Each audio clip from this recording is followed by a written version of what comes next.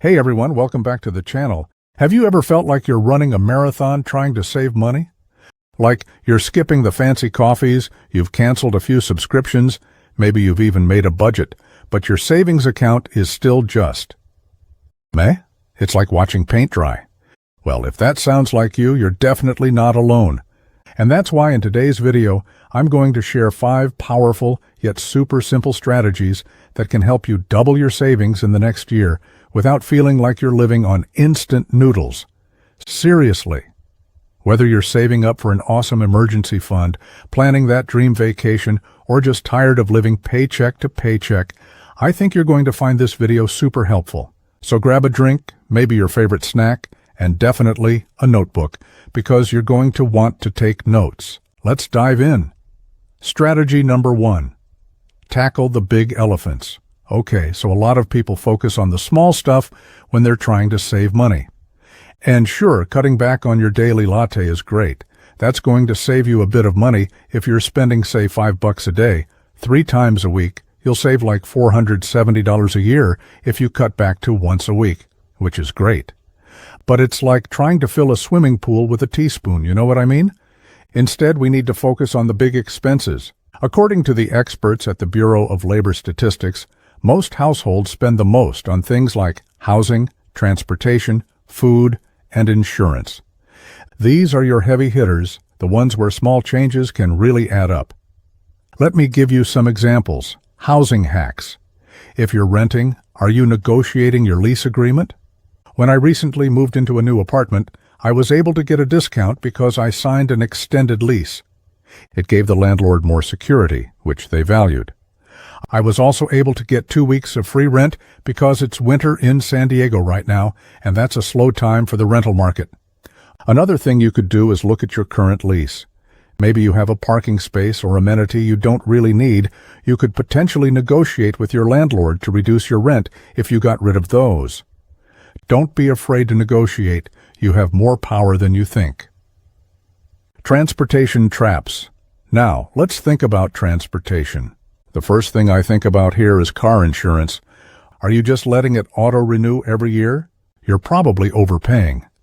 I'd encourage you to shop around, call some competing companies, and see if you can get a lower rate. You really can save hundreds of dollars every year doing this.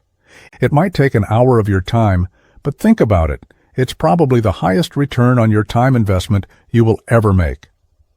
Another way is to try to carpool to work a few days a week or take public transport once a week. It all adds up. The point of strategy number 1 is this. Take a look at where you're spending the most money and get creative with how you can bring those numbers down. That's where you're going to see the biggest difference. Right now, I want you to think about your biggest expense. Is it rent, food, insurance, transportation? Which one could you tweak and save a bit of money? Jot it down. Strategy number 2, reverse budgeting for the win. Okay, so we've tackled expenses. Now let's talk about how we actually start saving. And this is where reverse budgeting comes in. Forget all that track every penny nonsense. We're doing this differently. Reverse budgeting is about paying yourself first. Instead of saving whatever's left over, you set aside your savings immediately, and then use the rest for all your expenses. Here's how it works. Let's say you make $5,500 a month, and you want to save $800. As soon as that money hits your account, move that $800 to your savings account. Done. Then, use the remaining dollars for your bills and everything else. The first step, know where your money's going. So first step in doing the right thing is you need to actually track your expenses for the next 3 months. Look at your bank statements, your credit card statements, and get a true average of what your monthly spending is now. The reason you want to do 3 months is because expenses tend to fluctuate from month to month.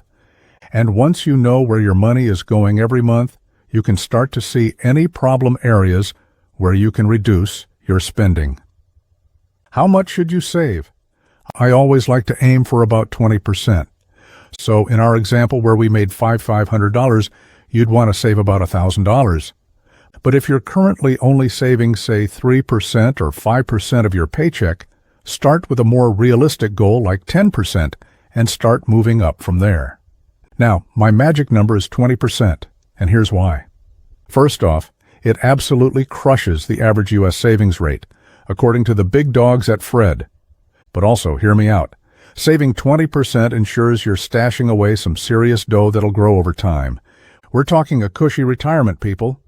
Now, I know 20% might sound like Mount Everest to some of you right now, and that's totally okay. Let's be real. Even if you aim for 20% and land at, say, 15%, that's still amazing. It's like that saying, shoot for the moon, land among the stars, or something like that.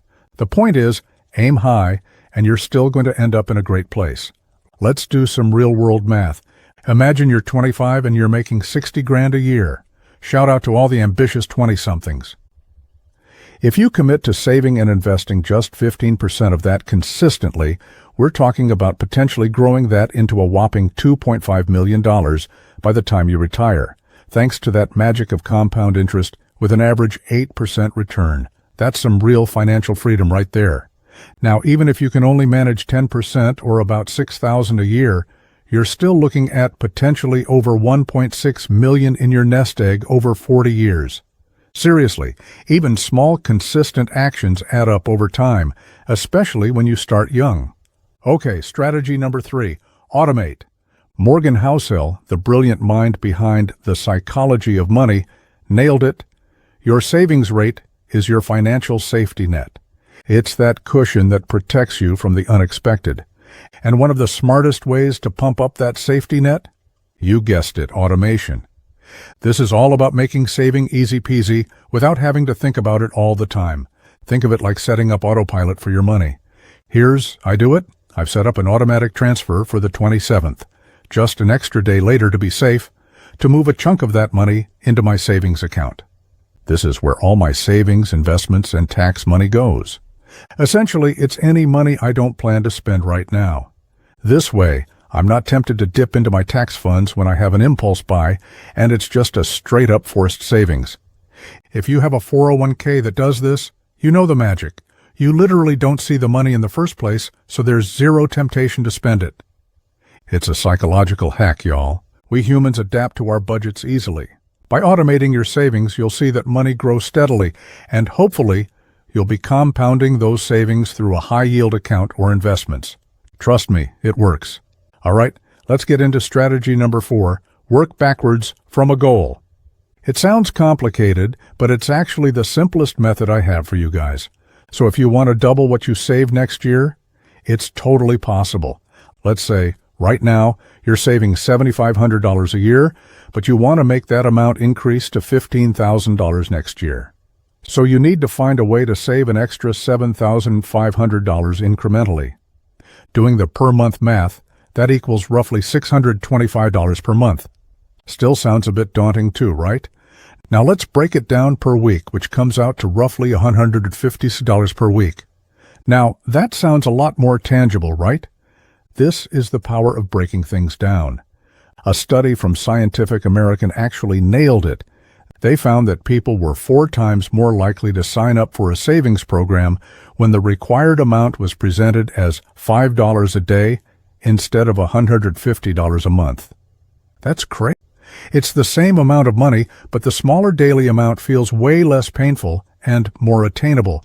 It's like $5 a day? No problem. Versus $150. Eek, maybe next month. Why does this work? Well, those small chunks are basically sub-goals, and sub-goals motivate us. When we see ourselves achieving those little wins, it builds momentum and makes us even more committed to that big overall goal. Let's say you want to run a marathon. Telling yourself to run 26.2 miles every week sounds impossible, right? But if you say, I'll run 3 miles 3 times a week, it feels way more achievable. Same principle applies to saving. If you want to save $10,000, don't just stare at that huge number. Figure out what you need to save per week or per month to get there. So I want you to think about your big saving goals right now. Whether it's for a new phone, a vacation, or just saving some money, pause for a few seconds for the audience to think, okay, now I want you to break that goal into a monthly or even a weekly target and share it in the comments below. I'm genuinely curious to hear what you guys are aiming for. Let's hold each other accountable and get inspired by each other. Okay, now, for strategy number 5, which I like to call the vault account. Instead of just leaving your savings in your normal checking account where you're tempted to spend it on that new impulse purchase, it's about putting your money in a place that's really hard to touch. Imagine a locked treasure chest. That's your vault account. You're not unlocking this bad boy for everyday spending. It's for those really big goals, like an emergency fund, a down payment, or that epic trip you've been dreaming about. This account is only for those key situations. Setting up your vault is simple. Open a new account at a bank that you don't normally use. So if you bank at Chase, maybe go for a credit union or a high-yield savings account with Ally, SoFi, or Goldman Sachs. If the bank has a physical location, go for one that is a bit of a drive. It means you have to think about it more before you access it. Now are the 3 rules for this account. First, automate a portion of your paycheck to be deposited into this vault account. Make it automatic so you don't even have to think about it. Second, set up some rules, like I only access this money for big-ticket purchases, or I only withdraw when the balance hits $5,000, $10,000, or whatever you choose and is a comfortable number for you. Make it clear when you can and cannot use the money from this account. And now, for the most important part of your vault. Make accessing it a pain. I want you to come up with a super long, complex password for your online banking and then write it down and keep it somewhere safe. Actively try to forget it. The goal is to make this money out of sight and out of mind until you need it for those big goals. And definitely skip the debit card and don't link it to any apps. I know this sounds super inconvenient, but trust me, making it a little harder to touch this money will make all the difference in you making progress on your savings goals. It's like building a fortress around your savings, making it harder for you to grab at it when it gets tempting. And that's for today's video on doubling your savings. We covered 2 strategies that will make a big impact on your savings. Let me know in the comments below what your biggest expense is and what you're going to do to reduce it.